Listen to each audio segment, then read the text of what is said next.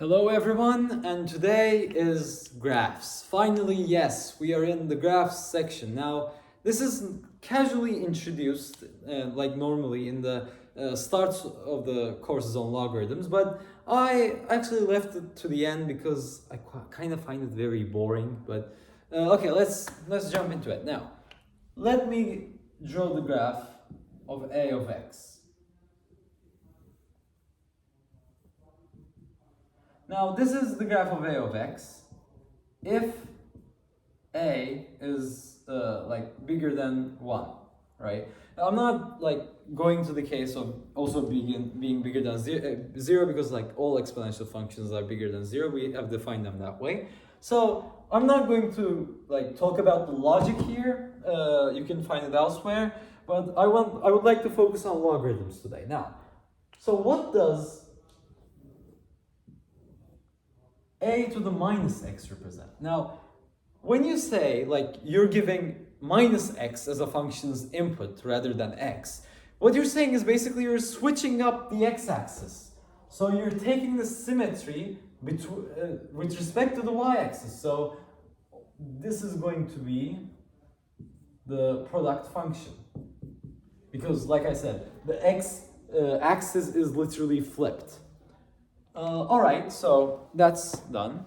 Now, I would like to tell you a very cheaty way for functions to be reversed. Now, if you have any function, and for our intents and purposes, it will be a of x, the inverse of that function, which is the logarithm, will be the reflection of that function to the y equals x line. So it will be like this, log base a of x, but I don't like using this technique because firstly I haven't proved it in this course and I will not, but secondly because like it's so cheaty, like come on, it doesn't like require any intellect. So I will use a method that does actually require intellect. Now I drew the graph again, a of x. Now what do you mean when you say you're taking the reverse of a function? Well, what you're saying is that normally your function went from x to y, and now you're going from y to x. So I might actually, hold on, let me borrow another pen.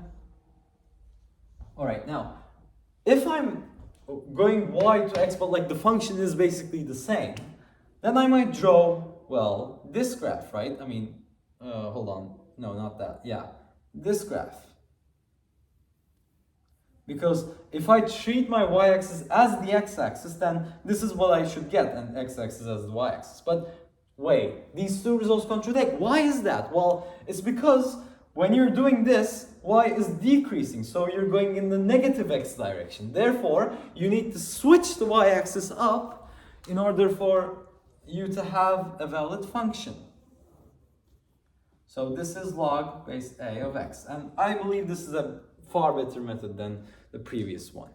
Now, this is all for the case that a is bigger than 1. What if it's not? Well, it's the same thing actually. Now, if a is smaller than 1, like it's between 0 and 1, then the function will look like this. Why is that? I will not explain because it's not relevant for our purposes. I'm doing logarithm today. So this is a of x. So what is the logarithm of x? Well, we might pull up the same technique. We might reflect it on this line. And our result will be something like this. But again, like I said, it's cheaty. So let's do it with my technique instead. We have function of a of x.